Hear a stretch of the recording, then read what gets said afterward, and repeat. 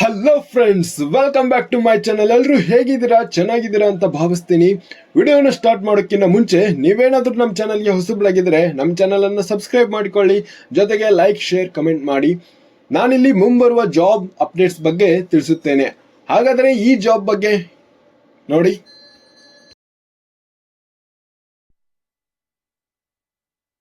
Welcome back, ಎಲ್ಲರಿಗೂ ಸ್ವಾಗತ.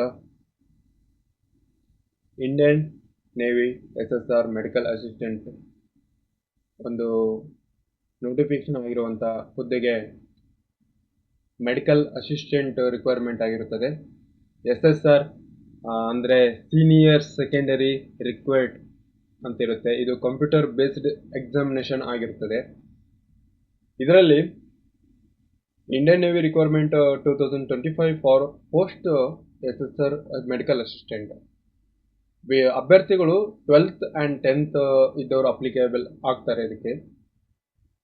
And ಇದು ನಿಮಗೆ ನಾನು ಮುಂಚೆ ಹೇಳಿದ್ದೆ, ಲಾಸ್ಟ್ ಡೇಟ್ 16th ವರೆಗೂ ಇದನ್ನ ಎಕ್ಸ್ಟೆಂಡ್ ಮಾಡಿದ್ದಾರೆ. ಇವತ್ತು 14, ಇನ್ನೂ 2 days ಟೈಮ್ ಇದೆ ನಿಮಗೆ ಅಪ್ಲಿಕೇಶನ್ ಹಾಕ್ಬೋದು. Indian navy and central government ತುಂಬ ಕಡಿಮೆ ಸಮಯ ಕೊಟ್ಟಿರ್ತಾರೆ, ಅದರಲ್ಲೇ ನೀವು ಅಪ್ಲಿಕೇಶನ್ ಹಾಕಬೇಕಾಗ್ತಿರುತ್ತೆ. ಇನ್ನು ನಾವು ಪೋಸ್ಟ್ ಡೇಟ್ ನೋಡೋದಾದರೆ 21/3/2025 ಹಾಕಲಾಯಿತು. ಇಂಡಿಯನ್ ನೇವಿ ನಾವು ನೋಟಿಫಿಕೇಶನ್ ಓವರ್ ಪೂರ್ತಿಯಾಗಿ ಅದರ ಬಗ್ಗೆ ಡೀಟೇಲ್ಸ್ ಹೇಳ್ತಾ ಹೋಗ್ತೀನಿ. ಅಪ್ಲಿಕೇಶನ್ ಫೀ ಬಂದ್ಬಿಟ್ಟು ಜನರಲ್ OBC EWS ಸುಮಾರು 550 ರೂಪಾಯಿ ಮೆನ್ಷನ್ ಮಾಡಿದ್ದಾರೆ. ಇನ್ನು ಎಷ್ಟಿದ್ದವರಿಗೆ ಯಾವುದೇ ಥರ ನೀಲ್ ಅಪ್ಲಿಕೇಶನ್ ಇದೆ, ಯಾವುದೇ ಥರ ಅಮೌಂಟ್ ಕಟ್ಟಬೇಕಾಗಿಲ್ಲ. ಇಂಡಿಯನ್ ನೇವಿಗೆ ಸಂಬಂಧಪಟ್ಟ ಡೇಟ್ಸ್ ನೋಡೋದಾದರೆ ಲಾಸ್ಟ್ ಡೇಟ್ ಅದೇ ನಾನು ಹೇಳಿದ್ನಲ್ಲ, ಲಾಸ್ಟ್ ಡೇಟ್ 10/4/2025 ಲಾಸ್ಟ್ ಡೇಟ್ ಹೇಳಿದ್ರು. ಬಟ್ ಎಕ್ಸ್ಟೆಂಡ್ ಡೇಟ್ ಆಗಿರೋದ್ರಿಂದ 16/4/2025 ಟೈಮ್ ಇದೆ. ಅಂದರೆ ಇನ್ನು 2 days ನಿಮಗೆ ಟೈಮ್ ಇದೆ. ಆರಾಮಾಗಿ ಅಪ್ಲಿಕೇಶನ್ ಹಾಕ್ಬೋದು. ಆ್ಯಂಡ್ ಇಷ್ಟು easy. SSR medical requirement age limit ನಾವು ನೋಡೋದಾದ್ರೆ 1 ಸೆಪ್ಟೆಂಬರ್ 2004ರಿಂದ 29 ಫೆಬ್ರವರಿ 2008 ಒಳಗೆ ಜನಿಸಿರುವ ಅಭ್ಯರ್ಥಿಗಳು ಅಪ್ಲಿಕೇಶನ್ ಹಾಕಬಹುದು. ಅಥವಾ 1 ಜುಲೈ 2005, 31 ಡಿಸೆಂಬರ್ 2008 ಒಳಗೆ ಇರುವಂತ ಅಪ್ಲಿಕೇಶನ್ ಹಾಕ್ಬೋದು. ಇದು 12th ಅವರಿಗೆ, ಇದು 10th ಅವರಿಗೆ ಅಂತ ಇರುತ್ತೆ. ಅಪ್ಲಿಕೇಶನ್ ಹಾಕ್ಬೋದು. ಇನ್ನು ಕ್ವಾಲಿಫಿಕೇಶನ್ ನೋಡೋದಾದ್ರೆ ಆಗಲೇ ಹೇಳಿರುವ ಹಾಗೆ 12th and 10th ಪಾಸ್ ಆಗಿರಬೇಕು. ಇವಾಗ ನೆಕ್ಸ್ಟ್ ನೋಡ್ತಾ ಹೋಗೋದ್ರೆ ಪೇ ಸ್ಕೇಲ್ ಕೂಡ ಕೊಟ್ಟಿದ್ದಾರೆ. ಅದು 14,000 ಪರ್ ಮಂತ್. ಟ್ರೈನಿಂಗ್ ಅಲ್ಲಿ 14,000 ಇರುತ್ತೆ. ಆಫ್ಟರ್ ಟ್ರೈನಿಂಗ್ ನಿಮ್ಮ ಪೇ ಸ್ಕೇಲ್ ಲೆವೆಲ್ ಅಂದರೆ ನಿಮ್ಮ ಸ್ಯಾಲ್ರಿ 21,000ದಿಂದ 68,000ವರೆಗೂ ಹೋಗೋ ಸಾಧ್ಯತೆ ಚಾನ್ಸಸ್ ಇರುತ್ತೆ. ಅದರ ಜೊತೆಗೆ ಮತ್ತೆ MSP ಆ್ಯಡ್ ಆಗಿ 5,200 ಅಂತ ನಿಮಗೆ 70,000ವರೆಗೂ ಅಮೌಂಟ್ನ ನಾವು ಕಾಣ್ಬೋದಾಗಿದೆ. ಇನ್ನು ಮುಂದಿನ ವೇಕೆನ್ಸಿ ಡೀಟೇಲ್ಸ್ ಹೇಳಿರೋ ಹಾಗೆ SSR ಮೆಡಿಕಲ್ ಅಸಿಸ್ಟೆಂಟ್ ವೇಕೆನ್ಸಿಗಳು ಏನು ಕೊಟ್ಟಿಲ್ಲ, ಬಟ್ ಮುಂಬರುವ ದಿನಗಳಲ್ಲಿ ಕೊಡ್ತಾರೆ. ಬಟ್ ಅಪ್ಲಿಕೇಶನ್ ಹಾಕಿರ್ಬೇಕಂತ ಹೇಳ್ತೀನಿ. ಒಂದು ಒಳ್ಳೆ ಅಪರ್ಚುನಿಟಿ ಆಗಿರ್ತದೆ SSR ಮೆಡಿಕಲ್ ನೋಡೋದಾದ್ರೆ. ನೋಟಿಫಿಕೇಶನ್ ಕೊಟ್ಟಿದ್ದಾರೆ ನಿಮಗೆ eligibility conditions ನೋಡ್ಬೋದಾಗಿರ್ಬೋದು. 10th 12th exemption ಅಂದರೆ ಇಲ್ಲಿ ನೀವು ಗಮನಿಸಬೇಕಾಗಿರೋದು ಏನಂದರೆ, ಈ 10+2 ಫಿಸಿಕ್ಸ್ ಆ್ಯಂಡ್ ಕೆಮಿಸ್ಟ್ರಿ, ಬಯಾಲಜಿ ಈ ಸ್ಟ್ರೀಮಲ್ಲಿ ಓದಿರುವಂಥ ಹುಡುಗರುಗಳಿಗೆ ಅವಕಾಶ ಇರುತ್ತದೆ. PCMB ಅವರಿಗೆ ಅವಕಾಶ ಇರುತ್ತದೆ.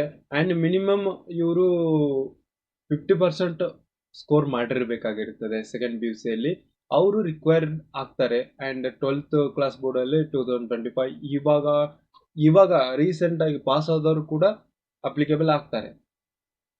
ಆ್ಯಂಡ್ ಆಗಲೇ ಹೇಳಿರುವ ಹಾಗೆ ಪೇ ಸ್ಕೇಲ್ ನೋಡಿರ್ಬೋದು ನೀವು. ಪೇ ಸ್ಕೇಲ್ ಹೇಳಿದೆ. ಆ್ಯಂಡ್ ಆಕ್ಟಿವಿಟೀಸ್ ಆಗಿರ್ಬೋದು, ಅಪ್ಲಿಕೇಶನ್ ಯಾವಾಗ ಸ್ಟಾರ್ಟ್ ಆಗುತ್ತೆ ಏನಂತ. ಇನ್ನು ಎಕ್ಸಾಮ್ ಹೇಗೆ ನಡೆಯುತ್ತೆ, ಇದರ ಎಂಟ್ರೆನ್ಸ್ ಟೆಸ್ಟ್ ಇರುತ್ತೆ, CBT ಟೆಸ್ಟ್. ಇದರಲ್ಲಿ ನೀವು ನೋಡ್ಬೋದು ವಿದ್ಯಾರ್ಥಿಗಳೇ, ಇದು CBT ಟೆಸ್ಟ್ ಆಗಿರುತ್ತದೆ. ಅಂದರೆ ಕಂಪ್ಯೂಟರ್ ಬೇಸ್ಡ್ ಟೆಸ್ಟ್ ಆಗಿರ್ತದೆ. ಟೆಸ್ಟ್ ಆಗಿರುತ್ತದೆ. 100 ಕ್ವಶನ್ಸ್ ಇರುತ್ತೆ. ಪ್ರತಿಯೊಂದು ಕ್ವಶನ್ಗೆ ಒಂದೊಂದು ಮಾರ್ಕ್ಸ್ ನಿಮಗೆ ರಿಕ್ವೈರ್ಡ್ ಆಗಿರ್ತದೆ. ಅಂಡ್ ಈ ಈ ಎಕ್ಸಾಮ್ ಬಂದ್ಬಿಟ್ಟು ಇಂಗ್ಲಿಷ್ ಹಾಗೂ ಹಿಂದಿ ಈ ಎರಡು ಸಬ್ಜೆಕ್ಟ್ ಇರುತ್ತೆ. ನಿಮ್ಗೆ ಯಾವ್ದು ಬೇಕೋ ಅದನ್ನ ನೀವು ಚಾಯ್ಸ್ ಮಾಡ್ಕೋಬಹುದು. ಅಂಡ್ ಇದರಲ್ಲಿ ಏನೇನು ಸಿಲೆಬಸ್ ಸಬ್ಜೆಕ್ಟ್ ಬರ್ತಾವಂದ್ರೆ English, science, biology, general awareness, total 25 questions ಬರ್ತವೆ. ಇದೇ ತರ 100 ಕ್ವಶನ್ ಒಂದು ಎಕ್ಸಾಮ್ ಆಗಿರ್ತದೆ. ಇನ್ನು ಡೀಟೇಲ್ಸ್ ನಿಮಗೆ ಇನ್ನೂ ಬೇಕಂದ್ರೆ ನೀವು ಅಪ್ಲಿಕೇಶನ್ ಥ್ರೂ ಹೋಗಿ navy.comಗೆ ಹೋಗಿ ನೀವು ನೋಡ್ಕೋಬಹುದಾಗಿರ್ತದೆ. ಅದಾದ ನಂತರ PET ಇರುತ್ತೆ. PET ಅಂದ್ರೆ ರನ್ನಿಂಗ್ ಶಾರ್ಟ್ ಲಿಸ್ಟ್ ಅಂತ ಇರುತ್ತೆ. ಆಮೇಲೆ ನಿಮಗೆ 1.6 ಕಿಲೋಮೀಟರ್ ರನ್ನಿಂಗ್ ಇರುತ್ತೆ. ಅದನ್ನ 6 ನಿಮಿಷ 30 ಸೆಕೆಂಡ್ ಅಲ್ಲಿ ಕ್ಲಿಯರ್ ಮಾಡಬೇಕು. ಆಮೇಲೆ ಸ್ಕ್ವಾಟ್ಸ್ ಇರುತ್ತೆ, ಪುಷಪ್ ಇರುತ್ತೆ, ಆಮೇಲೆ ಬೆಂಡ್ ನೀ ಸಿಟಪ್ಸ್ ಇರುತ್ತೆ. ಇದೆಲ್ಲ ಫಿಸಿಕಲ್ಗೆ ಸಂಬಂಧಪಟ್ಟಿರುವಂತ ಒಂದು ಮಾಹಿತಿ ಆಗಿರುತ್ತದೆ ವಿದ್ಯಾರ್ಥಿಗಳೇ. ಇನ್ನು ಟ್ರೈನಿಂಗ್ ಅಲ್ಲಿ ಏನೇನೆ ಅಂತ ಎಲ್ಲ ಕೊಟ್ಟಿದ್ದಾರೆ. ನಾನು ಈ ಫೈಲ್ ಬೇಕಾದ್ರೆ ಡಿಸ್ಕ್ರಿಪ್ಷನ್ ನಲ್ಲಿ ಆಡ್ ಮಾಡಲಿಕ್ಕೆ ನೋಡ್ತೀನಿ. ಅಂಡ್ ನೀವು ನೋಡ್ತಾ ಇರ್ಬೋದು, ಇದೊಂದು ಒಳ್ಳೆ ಗ್ರೇಟ್ ಅಪರ್ಚುನಿಟಿ ಅಂತ ಹೇಳ್ಬೋದು ಮೆಡಿಕಲ್ ಸ್ಟೂಡೆಂಟ್ ಅವರಿಗೆ, ಸೈನ್ಸ್ ಆಗಿರುವಂತ ವಿದ್ಯಾರ್ಥಿಗಳಿಗೆ. ಅದೇ ರೀತಿ ಇದೀಗ ತಾನೇ ಪಾಸ್ ಆಗಿರುವ PCMB ಸ್ಟ್ರೀಮ್ ಅಲ್ಲಿ ಕಲ್ತಿರುವಂತಹ 12th ವಿದ್ಯಾರ್ಥಿಗಳಿಗೆ ತುಂಬಾ ಅನುಕೂಲಕರವಾದಂತಹ ಒಂದು ಅಪ್ಲಿಕೇಶನ್ ಆಗಿರ್ತದೆ. ಯಾಕಂದ್ರೆ ಅವ್ರು ಈಗ ತಾನೇ PCMB ಅಲ್ಲಿ ಸ್ಟಡಿ ಮಾಡಿ ಬಂದವರಾಗಿರ್ತಾರೆ. ಅವ್ರಿಗೆ ಈ ಎಕ್ಸಾಮ್ಸ್ ಏನ್ ಕಷ್ಟ ಅನ್ಸಲ್ಲ. ಸೊ ಈಸಿಯಾಗಿ ಅಪ್ಲೈ ಮಾಡ್ಕೊಳ್ಳಿ, ಎಕ್ಸಾಮ್ ಬರ್ರಿ. All the best and thank you very much.